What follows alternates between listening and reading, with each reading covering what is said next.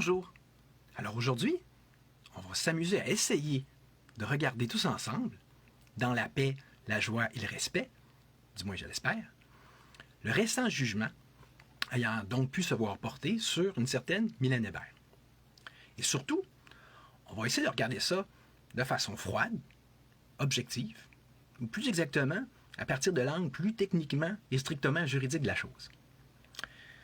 En fait, vous remarquerez qu'il va s'agir de plus exactement une sorte d'analyse préliminaire, ou en fait de lecture préliminaire, puisqu'on va, sans trop s'attarder, simplement jumper d'un article du jugement à l'autre, puis de quelques autres considérations similaires à l'autre, et pour en fait ensuite finir avec une adresse directe à un certain André Pitre, du moins de ma part personnelle à moi. Alors, le point 52 du jugement, donc niveau donc de l'analyse en tant que telle, je vais juste vous le lire.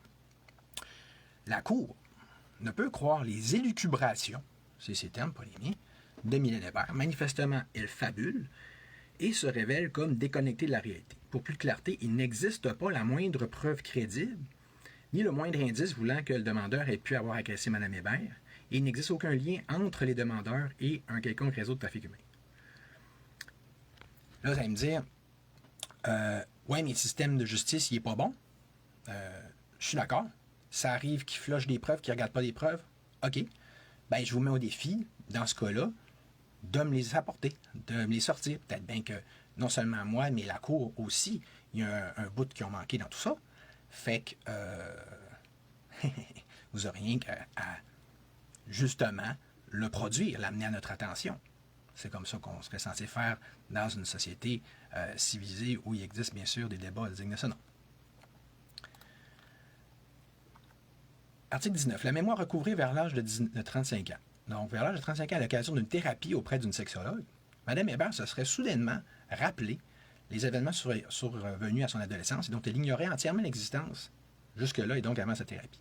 Cette thérapie aurait eu lieu entre septembre 2018 et janvier 2021 dans le cadre de 74 rencontres de psychothérapie sexologique. Elle affirme que l'après-midi de 2015, alors qu'elle était serveuse dans un resto-bar de Drummondville, le demandeur, il serait venu, probablement je pense à Alain Carrier, il serait venu manger en compagnie de motards et du chanteur X qu'on comprend comme étant Rick Lapointe. Il faut savoir que ce chanteur est un ami du demandeur et qui retient également ses services à des fins de marketing. La preuve révèle que ce jour-là, le demandeur était accompagné d'une vingtaine de personnes et son équipe. Une vingtaine de personnes de son équipe. Nous sommes donc loin ici d'un groupe de motards. Cela dit, toujours selon la demanderesse, une fois assis à table, le chanteur l'aurait reconnu. Donc, on n'a pas de preuve qu'il l'aurait reconnu. C'est on va dire un oui-dire, puis surtout une impression. La Cour comprend qu'à cette date, Mme Hébert ne se souvient pas, en principe, selon ses propres dires, si on se retrouve dans sa version, de son agresseur, sa mémoire n'étant revenue que beaucoup plus tard au cours de sa thérapie. Parce que rappelons que ce n'était qu'à compter de 2019 que Mme Hébert se serait souvenue de son agression alléguée de 2015. Je vais vous mettre ici, je vais insérer un petit commentaire d'un ami qui me dit que c'est des en parlant donc de cette technique thérapeutique-là qu'on appelle en bon jargon la régression, une technique qui est excellente sur le plan thérapeutique. C'est pas besoin d'avoir étudié en psychoamélie comme moi pour le savoir, mais mettons que ça aide. Mais il y a une chose que la thérapie, puis c'en est un autre que de produire quelque chose qui est probant au niveau juridique, on s'entend. Bon. Comme il l'a dit, c'est des thérapies douteuses, de retour vers des moments troublants, la mémoire devient très manipulable, ce n'est pas fiable pantoute. Je pourrais argumenter là-dessus, ça serait bien intéressant, mais ce qui est sûr, c'est que, je veux dire, c'est vrai qu'au niveau strictement juridique, tu ne peux pas invoquer ça comme preuve. Peut-être que c'est vrai, peut-être que c'est pas vrai. Peut-être que, tu sais, la mémoire, c'est quelque chose qui est subjectif, qui est sélectif aussi. Puis, tu sais, c'est quelque chose qui, je pourrais trouver des liens, puis faire une recherche IA pour ça, pour montrer qu'elle peut reconstruire des événements à la mémoire, mais un peu tout croche, si on veut, tu sais, d'une façon qui est factuellement pas vraie, puis la personne va croire pur et dur, dur comme fer, que c'est arrivé pour vrai. Ça, c'est quelque chose que n'importe quelle personne qui étudie là-dedans sait. Là. Fait que tu sais, tu peux. Mais ça n'enlève pas la valeur thérapeutique de la chose. Tu sais, c'est comme. Ce qu'on veut en thérapie, c'est qu'il y ait une guérison, qu'il y ait un changement intérieur. C'est pas mêler les cartes, là. C'est pas commencer à dire ouais, puis t'arriverais ça avec ça en cours. Tu sais. Mais ça peut donner une indication. Tant qu'à ça, on pourrait faire le lien avec la médiumnité. J'ai déjà fait un livre, je remettrai le lien, où est-ce que des fois les médiums vont collaborer avec la police par rapport à des enlèvements. Je ne vous donnerai pas de nom ici, vous verrez sûrement à qui je fais référence principalement. Mais encore faut-il qu'il y ait collaboration, il faut-il qu'il y ait corroboration. Tu ne peux pas juste dire je l'ai vu dans une vision, donc c'est ça. Tu comprends? Le manière, il faudrait faire attention de ne pas glisser dans une sorte de religiosité puis quasiment de superstition, là, okay? Tu comprends? Je continue. Article 35. La preuve révèle qu'au restaurant, Mme Hébert était bien impressionnée de pouvoir servir une figure aussi connue que le chanteur X, donc avec la pointe, et qu'elle semblait charmée, voire obnubilée par sa présence. Ça, c'est des choses que la Cour a réellement retenues. Salut Christophe, salut Sylvie. Ouais, chez mon son, mais c'est toujours ça, là, tu sais que tu veux. Elle s'est d'ailleurs empressée d'accepter l'offre qu'il lui a faite d'assister à son concert du soir même à Sherbrooke avec son conjoint. Elle reconnaissait avoir effectivement assisté au spectacle avec son conjoint à l'époque.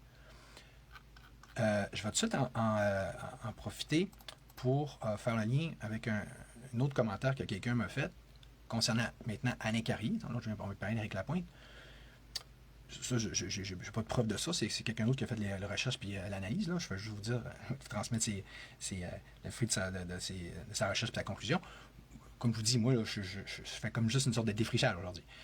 Fait que par rapport à Alain Carrier, de ce que j'en comprends, c'est elle qui avait demandé à rejoindre son équipe, qu'elle soit, je ne sais pas trop, ce à quoi il avait répondu que ce n'était pas lui qui s'occupait de ça, en gros, mais ceci dit, elle avait quand même appliqué pour la job. Je ne sais même pas de quel job en fait il est question.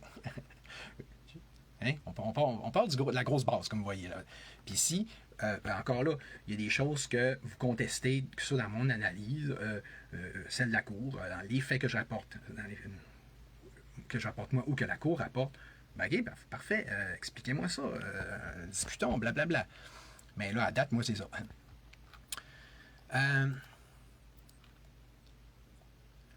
Fait que là, article 44.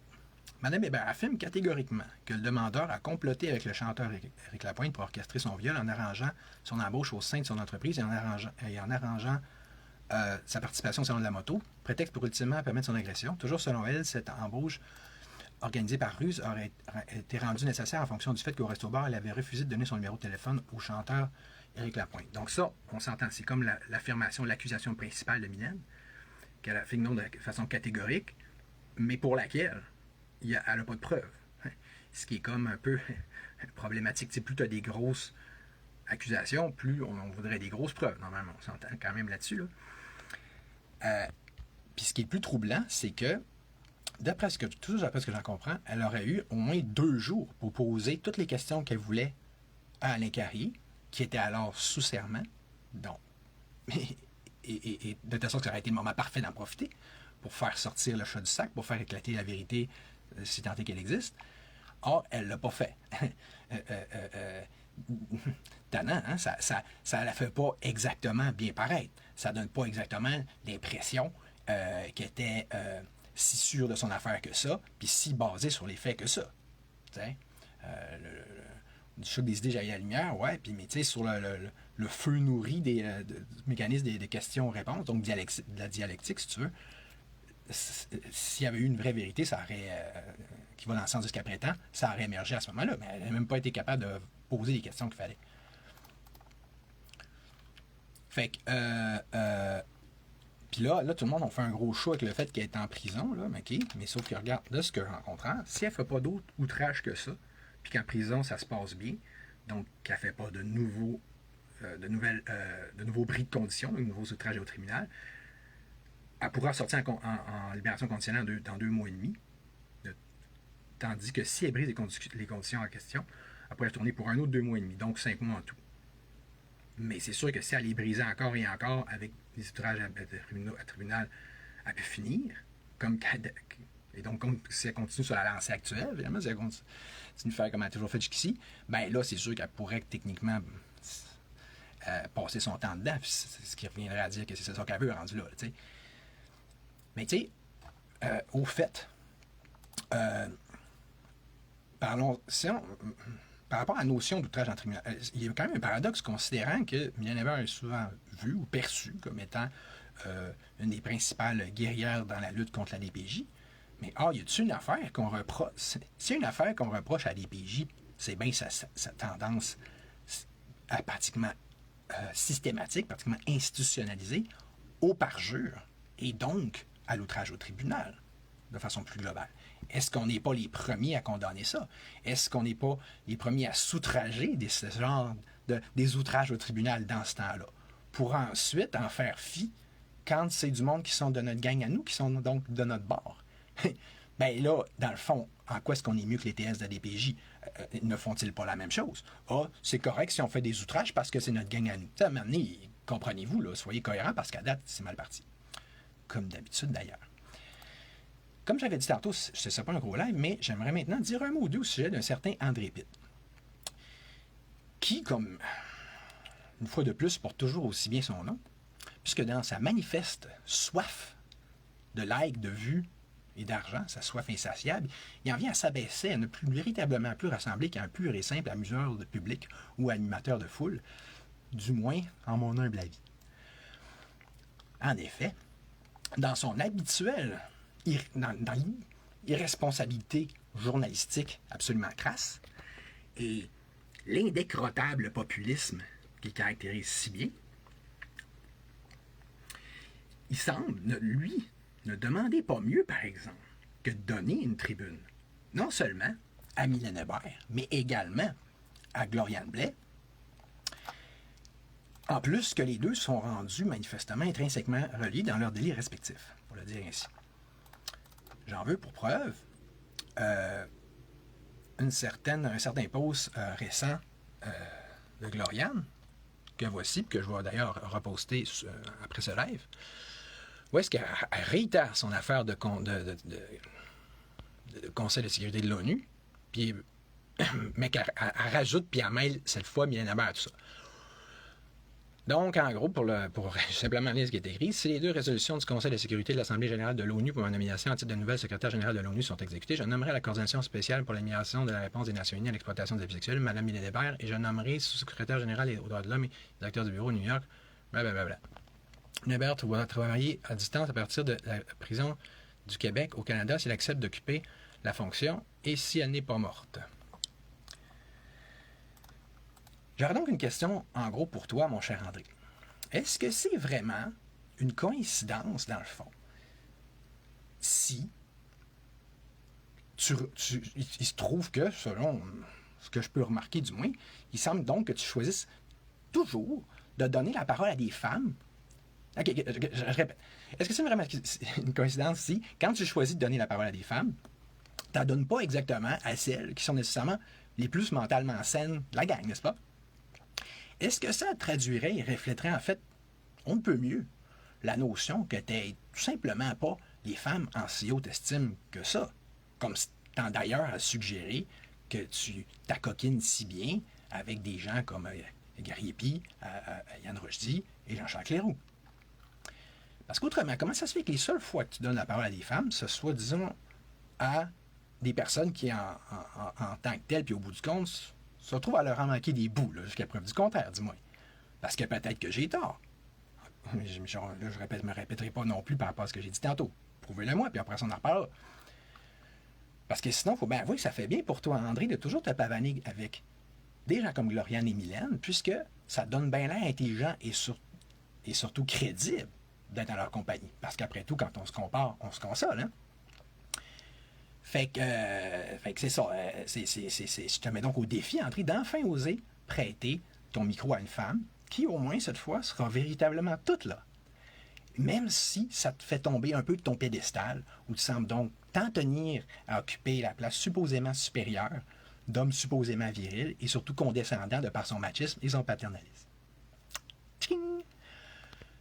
sur ce, je vous laisse. Je vais aller essuyer la salve de tomates pourries qui devrait s'en suivre. Surtout que, écoute, je me suis récemment fait dire par une merveilleuse, belle personne lumineuse de la résistance que, juste parce que j'ai laissé entendre savoir que je comptais donner mon opinion sur le code Millennium, qu'elle disait